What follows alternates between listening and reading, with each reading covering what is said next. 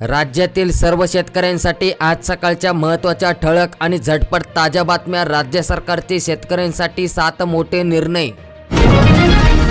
Soybean कापूस या अनुदानासाठी परत एकदा नवीन तारीख जाहीर करण्यात आली आहे। राज्य सरकारने गेल्या वर्षी कापूस व सोयाबीन लागवड केलेल्या शेतकऱ्यांना प्रति हेक्टरी 5,000 रुपये अनुदान देण्याचा निर्णय जुलैमध्ये जाहीर केल्यानंतर तब्बल 2 महिन्यांनी अर्थात 29 सप्टेंबरला मदत दिली जाणार आहे। 42 लाख शेतकऱ्यांना याचा लाभ मिळणार। शेतकरी मित्रांनो, हे 5,000 रुपये अनुदान तुम्हाला मिळाल्याच्या नंतर तुम्हाला काय करायचं आहे आणि सर्वात महत्त्वाचं म्हणजेच की पैसे खात्यात जमा होण्यास सुरुवात झाल्यास सर्वात पहिले अपडेट आपल्या चॅनलवर तुम्हाला दिली जाईल। त्यामुळे आताच आपल्या चॅनलला तुम्ही नक्कीच सबस्क्राइब करा।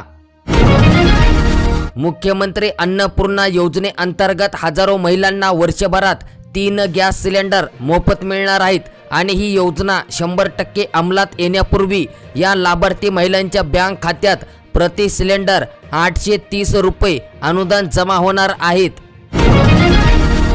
दूध उत्पादक शेतकऱ्यांसाठी मोठी खुशखबर, शासनाकडून अनुदानात वाढ।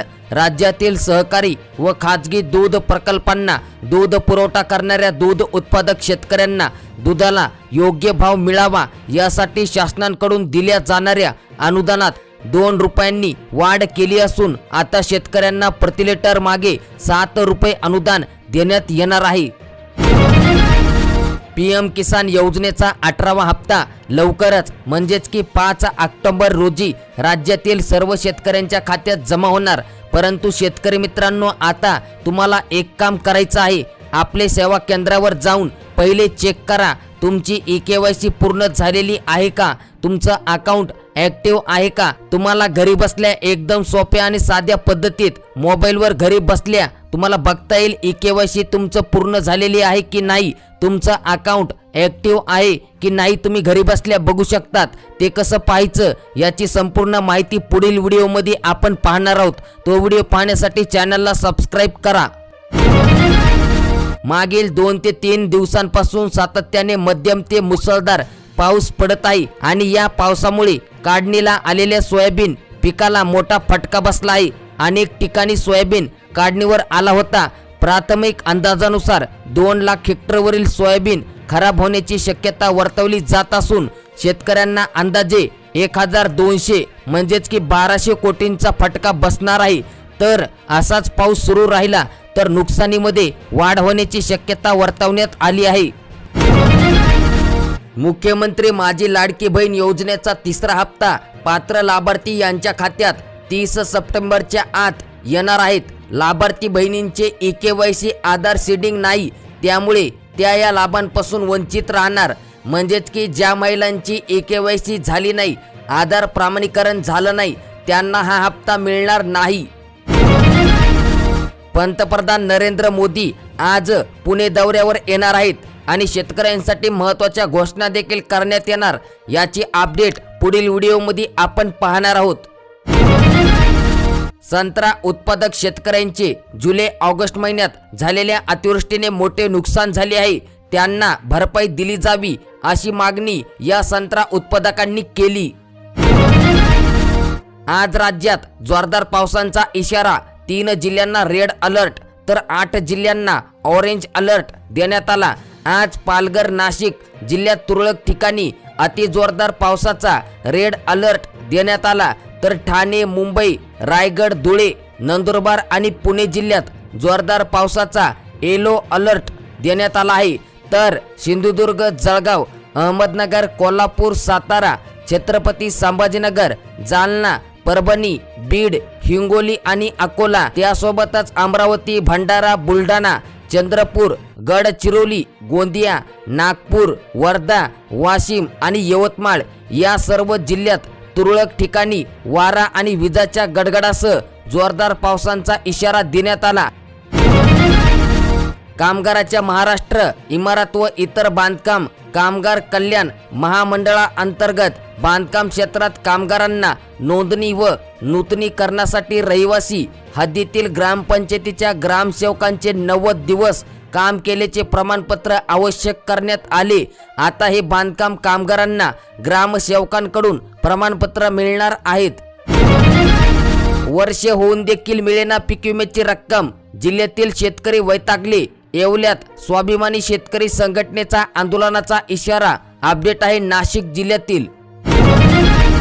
एसटीच्या चालक वाहकांना मिळणार प्रोत्साहनपर भत्ता, म्हणजेच की एसटी महामंडळाने ऑगस्ट 2024 या महिन्यात 16,86,61,00,000 रुपयांचा नफा मिळवला आहे। उत्पन्न वाढीत सातत्य राहण्यासाठी चालक वाहक हा घटक अत्यंत महत्त्वाचा असून त्याची कामगिरी चांगली व्हावी यासाठी त्यांना प्रोत्साहन मिळणे अतिशय महत्त्वाचे आहे आणि हा उद्देश डोळ्यासमोर ठेवून प्रायोगिक तत्वावर 1 महिन्यांसाठी वाढीव उत्पादनावर आधारित भत्ता योजना महामंडळाने सुरू केलेली आहे। प्रोत्साहनपर लाभ योजनेत तक्रार निवारण शिबिरांचे आयोजन करण्यात आले। अकोला जिल्ह्यातील प्रत्येक तालुक्यात आयोजन करण्यात आले आहेत। प्रोत्साहनपर निधी तुम्हाला पाहिजे असेल तर त्या ठिकाणी जाऊन तुमच्या तक्रारी तुम्ही नक्कीच त्या ठिकाणी द्या। मूग उडीदाची बाजारात आवक होत असून हमी दरापेक्षा कमी दराने खरेदी केली जात आहे। त्यामुळे हमी दराने खरेदी करण्यासाठी 7 केंद्रावर मूग उडीद सोयाबीनची खरेदी होणार आहे। आठवड्याभराच्या आत ही केंद्रे सुरू होणार असल्याने जिल्हा मार्केटिंग फेडरेशन कडून सांगण्यात आले। नगर जिल्ह्यात म्हणजेच की अहिल्यानगर जिल्ह्यात यंदा मुगाची 50,132 हेक्टरवर, सोयाबीनची 1,70,000 हेक्टरवर तर उडीदाची 64,174 हेक्टरवर पेरणी पूर्ण झाली होती। सध्या भारतीय बाजारामध्ये कांद्याचे दर गगनाला भिडले आहेत। त्यामुळे सर्वसामान्य नागरिकांना हा कांदा घेण्यासाठी परवडत नाही। आता याच कांद्याच्या बाजारभावावर नियंत्रण ठेवण्यासाठी केंद्र सरकारने परदेशातून कांदा आयात करण्यासाठी परवानगी दिलेली आहे आणि येत्या 2 ते 3 दिवसात कांदा भारतात देखील येणार आहे। कोल्हापूर जिल्ह्यात पावसाचा धुमाकूळ, तातडीने पंचनामे करण्याची शेतकऱ्यांची मागणी।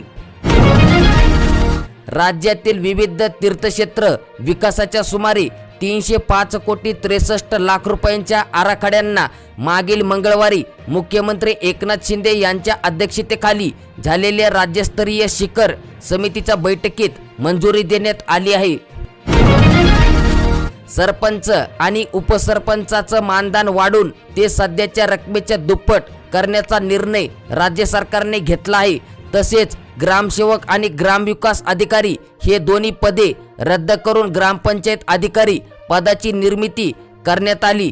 ज्या ग्रामपंचायतीची लोकसंख्या 2,000 पर्यंत आहे त्या सरपंचाचे मानधन 3,000 रुपयांवरून 6,000 रुपये होणार, तर उपसरपंचाचे मानधन 1,000 रुपयांवरून 2,000 रुपये होणार।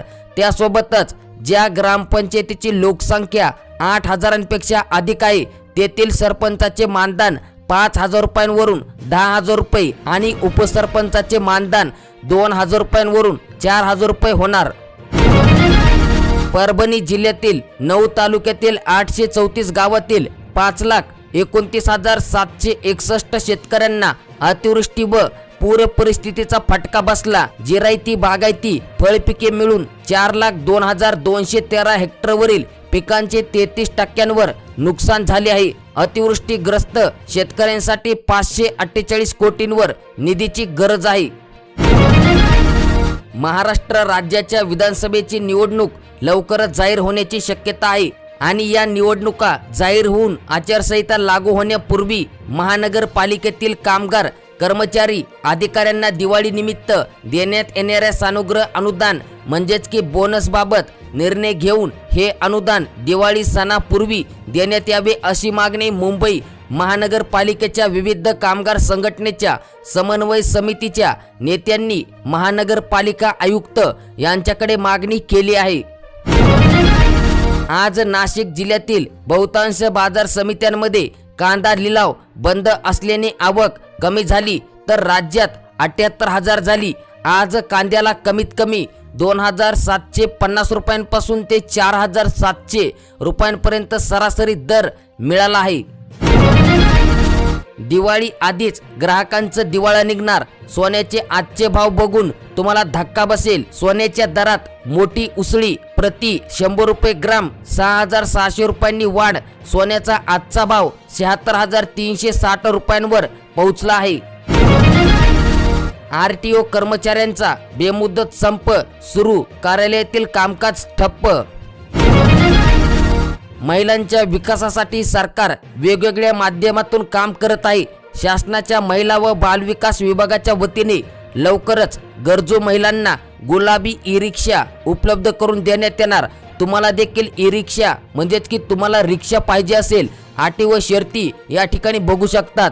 लाभार्थी महिला महाराष्ट्रातील रहिवासी असावी, त्यांचे वय 20 ते 40 वर्ष दरम्यान असावे, कुटुंबांचे वार्षिक उत्पन्न 3 लाखांपेक्षा अधिक नसावे आणि सर्वात महत्त्वाचं, ती महिला विधवा, कायद्याने घटस्फोटित, अनाथ प्रमाणपत्र प्राप्त युवती, त्यासोबतच अनुरक्षण ग्रह, बालगृहातील आजी माजी, प्रवेशिता तसेच दारिद्र्य रेषेखालील महिलांना प्राधान्य देण्यात येईल. त्यासोबतच ई-रिक्षा घेण्यासाठी किमतीच्या 70% रक्कम बँक कर्ज आणि 20% रक्कम राज्य शासन हिस्सा याप्रमाणे 10% रक्कम पात्र लाभार्थ्यांनी भरावायची आहे. कर्जाची परतफेड लाभार्थ्यांनी 5 वर्षात करायला हवी. त्यासोबत महिलांनी स्वतः रिक्षा चालवणे अपेक्षित आहे. पात्र महिलांनी 30 सप्टेंबरपर्यंत अर्ज सादर करावेत असे आवाहन करण्यात आले. आणि त्यासोबतच नाशिक जिल्ह्यातील महिलांसाठी दिलासादायक आणि मोठी खुशखबर, नाशिक जिल्ह्यातील 700 महिला लाभार्थ्यांना हा लाभ देण्यात येणार पात्र ठरवण्यात आले आहेत.